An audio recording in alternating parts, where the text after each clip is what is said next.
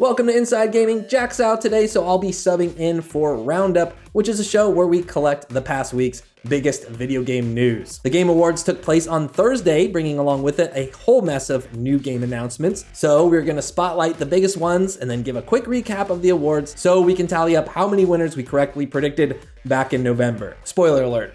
We did okay, I guess. All right, let's get into it. Easily, one of the biggest announcements of the show was a cinematic trailer reveal for Armored Core 6. The reason so many people are excited is because it's a From Software game, and the studio has made quite the name for itself since the last game in the Armored Core series came out way back in 2012. So yeah, there's a lot of Soulsborne fans who are excited to see the next big thing from Software, who might not have even been Armored Core fans from before. Now, Miyazaki started out as the initial director on the game, but then swapped with Masaru Yamamura, not to mention the franchise has already had its own history. So if you're expecting this game to be Mecha Souls, you might want to tread with a little bit of caution, but then again, there's also some precedence here for that based on an official press statement which reads, Armored Core 6 Fires of Rubicon will offer a game experience based on the mech game know-how From Software cultivated over 25 years of developing games in the series, but now introducing groundbreaking gameplay found in the developer's recent action games. The new Armored Core title will combine these elements into thrilling action that only mechas can provide. The game promises to be a unique entry in the mech action game genre. Reportedly, Armored Core 6 Fires of Rubicon is coming out on PC as well as last and current gen consoles next year. Amazing it didn't leak. Keely almost cried teeing up the reveal. Another huge announcement at the event was the official confirmation of Death Stranding 2. It was also announced with a flashy cinematic trailer, and Kojima fans have already been tearing apart every single frame to learn everything they can about the game. Even if you're not a Death Stranding fan, this trailer is certainly worth a watch because it is just bonkers. Hades 2 was also announced at the Game Awards, which was a huge surprise considering it's the first sequel Supergiant Games has made. Game of the show for me by far. The studio really set the bar for roguelike games with the first Hades, and now it looks like they are gearing up to do it again. Players will be taking on the role of Melione, Zagreus' sister, as she tries to rescue their father Hades, who has been imprisoned by the Titan Kronos. Beyond excited for this. As expected, Star Wars Jedi Survivor made an appearance with a new trailer at the Game Awards, but this one had gameplay and it already looks like an improvement on the original in a lot of ways. New combat and traversal mechanics were shown off, as well as this new lightsaber with a hilt. Looks like there's going to be a lot of options for combat styles in this game. The release date leaked before the show, but the trailer confirms Star Wars Jedi Survivor is set to come out next year on March 17th. Also expected at the show, Final Fantasy 16 dropped another epic trailer. We got to see more gameplay with some flashy looking magic-based combat, more icon-on-icon action, and more insight into the story of the game and the protagonist's struggle to control the fire demon that lives inside of him. Super fun trailer. Final Fantasy 16 is slated to release June 22nd and will be a PlayStation exclusive until 2024. If you are a fighting game fan, you also got to feast on Thursday, or maybe you missed the feast. Street Fighter 6 now has a release date of June 2nd, 2023, and it revealed more gameplay, including an extended look at its World Tour mode, where you run around as a customized character. Tekken 8 also had a gameplay reveal, which is looking very clean, but no release window for that one just yet. Diablo 4 did get a release date though, that's out June 6th, and BioShock creator Ken Levine showed off his new game, which is called Judas. Banishers, a game about hunting ghosts in a medieval setting, looks rad. I'm personally excited for Space Marine 2, and this cinematic trailer for Behemoth, which seems like a game heavily inspired by Souls games and Shadows of the Colossus, is well worth a look. That pretty much covers all the big reveals. We did a prediction episode for the awards back in November, so let's take a look and see how we did. Just a reminder, our predictions were based on the games we thought the judges would choose, not based on our personal selections. For best narrative game, we guessed that one correctly. That seemed like kind of an easy win. Big AAA blockbuster game, God of War, won it, and we guessed that one right. For best art direction, we got that one wrong. It ended up being Elden Ring, and that's okay because that's the game we actually wanted to win that category just based on the Siofra Riverwell kind of reveal and that whole section. Great moment in gaming this year. For best score and best music, we got that one wrong. We weren't even close. God of War Ragnarok took that one. I was a little bit surprised by that. Obviously, there's a lot of creative talent that goes into that. A narrative journey does rely heavily on its music. So not particularly surprised that God of War Ragnarok won, but I would have guessed either Metal Hellsinger or Xenoblade Chronicles 3 for that one. Best indie game, we got that one, nailed it. That was Stray.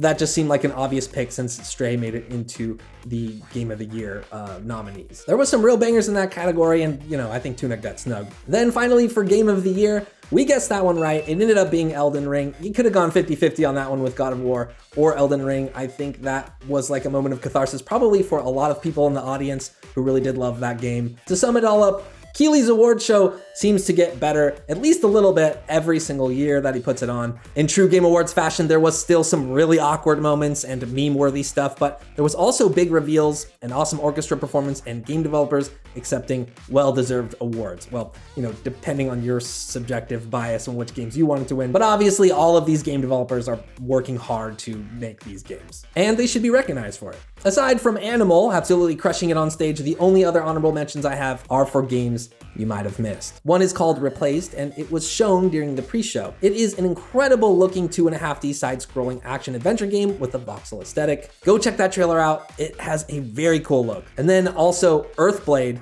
had a gameplay reveal trailer, which is the new game from the developers who made Celeste. So you definitely will want to keep your eye out for that one, but it's not coming out until sometime in 2024.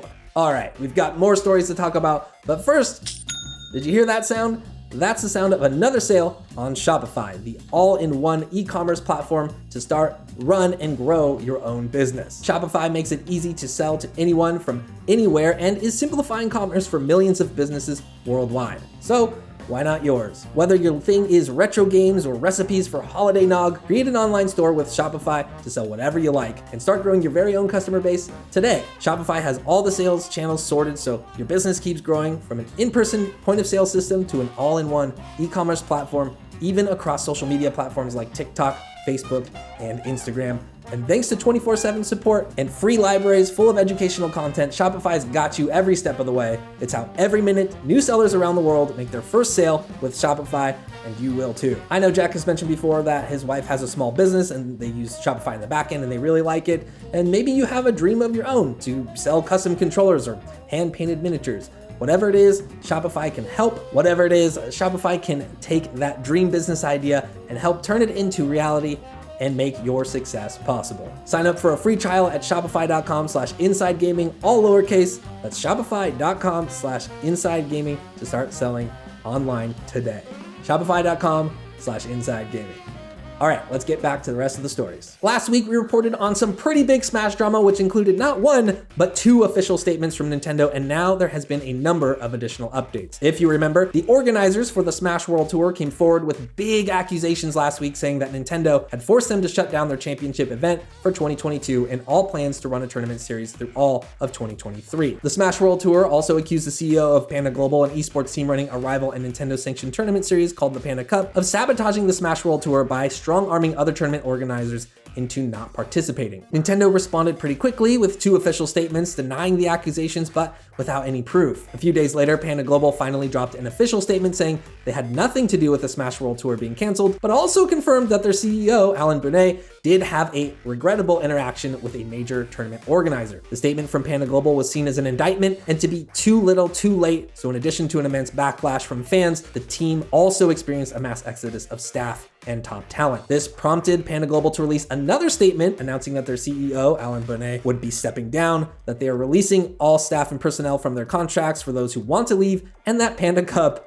was postponed or is postponed. That was on Sunday. Then on Tuesday, seemingly on his own, the former Panda Global CEO came forward with a 31-page statement explaining things from his perspective. In the statement, Bonet alleges that the Smash World Tour organizers knew they were going to get shut down, citing hearsay that a hotel block was never scheduled for it, and also that rather than admitting their own shortcomings for not getting an official Nintendo license, the Smash World Tour orchestrated a lie with multiple members of the community to shift the blame and for their own personal gain. Multiple tournament organizers have responded to Alan's statement, refuting many of the claims he made and sharing their own interactions they had with him in regards to the Panda Cup. Notably, the Smash World Tour responded with another statement showing screenshotted receipts for both the Smash World Tour 2022 Championships hotel block and the email they received from Nintendo stating they would need commercial licenses to run their events. This story continues to develop, but that's pretty much the summary at this point, and that's where we're at. Things have seemed to slow down.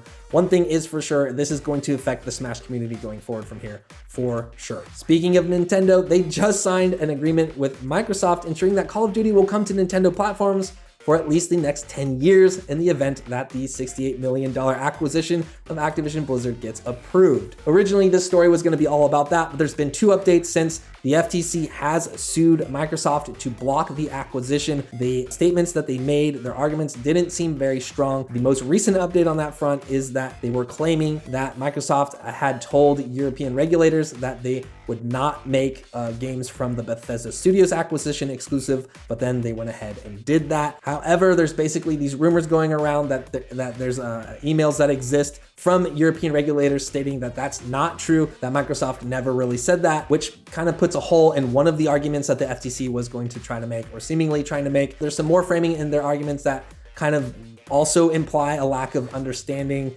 or knowledge about the situation overall. So it's going to be interesting to see what happens when this finally goes to court. Oh, and also Microsoft did offer the same 10-year agreement that they offered to Nintendo to Steam as well, but Gabe Newell turned it down, not because he felt the terms were inadequate, but for one, because he doesn't believe in requiring any partner to have an agreement that locks them into shipping games on Steam into the distant future. But secondly, he said that Phil and the games team at Microsoft have always followed through on what they told us, so he believes them when they say they're going to do something, which is nice, I guess, but that doesn't mean like the next president of gaming at Microsoft is going to be the same. Just saying. And lastly, he said he thinks that Microsoft has all the motivation they need to be on multiple platforms and devices where Call of Duty customers want to be. So certainly some interesting developments there. Really looking forward to seeing how that court case goes. The EU is set to make a decision about the Activision deal in March. All right, I hate to do it to you, but I've got another Xbox story here. And look, it was either this one or the one about how the Days Gone director claimed that the game didn't review well initially because woke reviewers tanked the scores.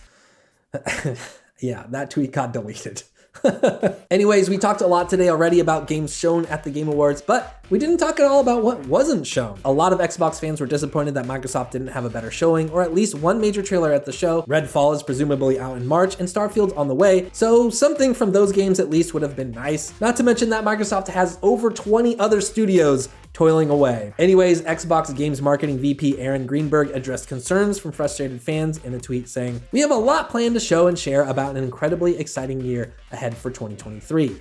Appreciate folks are eager to learn and see more. Timing is always key, but don't worry, you will not have to wait too long for what's next from us." Hard to imagine we see something this year that resembles a big announcement or a showcase, but likely, next month or early February.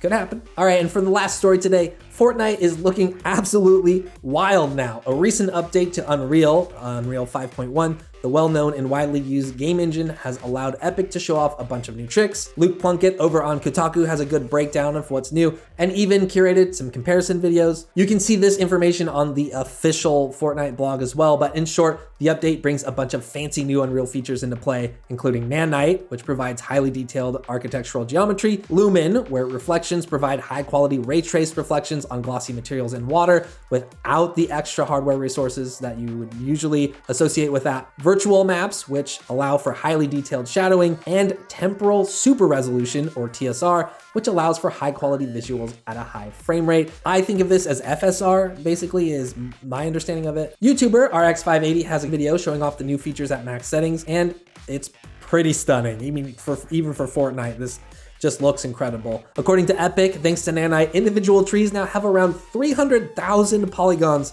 and each stone, flower, and blade of grass is modeled. The upgrades will only be available to PC, PS5, and Xbox Series X players going forward, but that makes sense. This isn't just exciting for Fortnite or Fortnite players, it's exciting for every game in the future, which is probably gonna be a lot, that use Unreal 5. All right, let's get into the comments.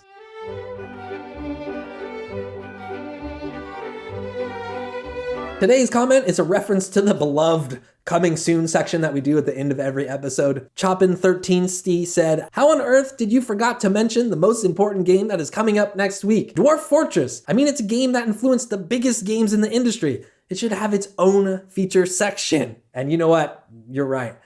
I agree, and I'm buying it right now. It's an oversight on my part. We always tend to miss games here. Honestly, we remove some games sometimes if we don't think that they are applicable to our audience, unless of course the copy is just really, really good, or if hearing someone else read it out loud will make me laugh, then I keep it in. But otherwise, we try not to too often put games that are already been announced or are out. Obviously, Dwarf Fortress is legendary. This is the first time you can actually pay for the game. So if you've ever been mildly curious, and now the game has graphics for the first time, it used to be just plain text that they would use, like ASCII art basically. So yeah, go check out Dwarf Fortress.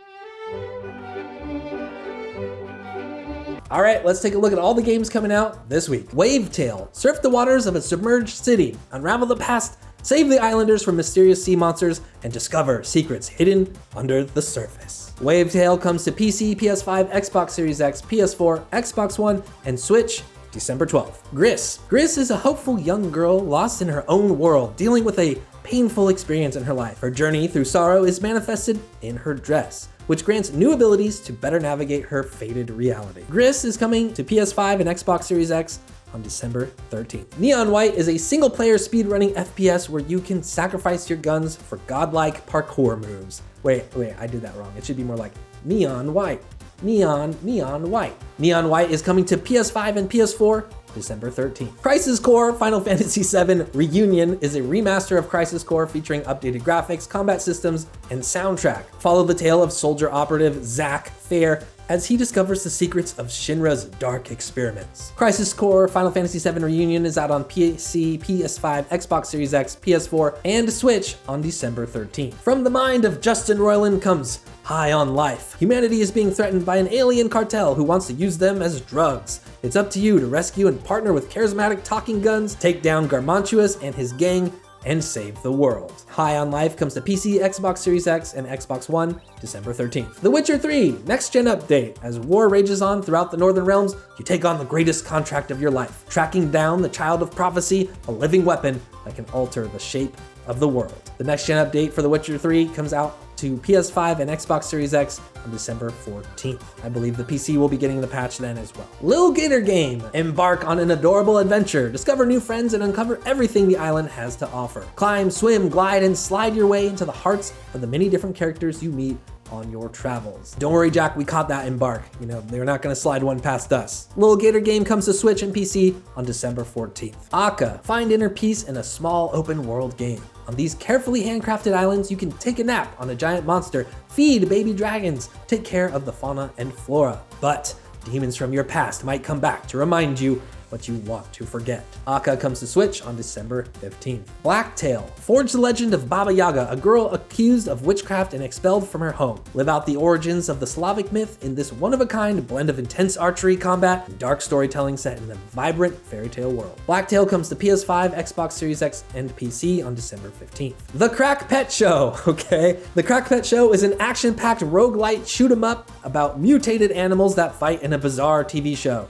Choose your bestie, gear him up, and go kill your enemies in the name of fame and sweet, sweet sponsorship deals. Yeah, it's like an animal version of The Running Man. The Crack Pet Show comes to PC and Switch December 15th. The Block is the world's smallest city builder. Place randomly generated buildings on a square and watch your tiny city block come to life. The Block comes to PC on December 16th. The Fantastic Kitty Roo on the retro futuristic planet. Oh, this one's kind of a movie voice one, I think. On the retro futuristic planet of Thelmuria lives a little girl named Felicity Roo. Despite living in destitution, she dreams of becoming the most famous tap dancer in the galaxy. The Fantastic Kitty Roo is a blend of visual novel, point-and-click, and rhythm game. The Fantastic Kitty Roo comes to PC on December 16th. All right, that's all the news we've got for this week. Jack should be back next episode. We'll see you then. Thank you so much for watching, and you have yourself an incredible weekend. We'll see you next time.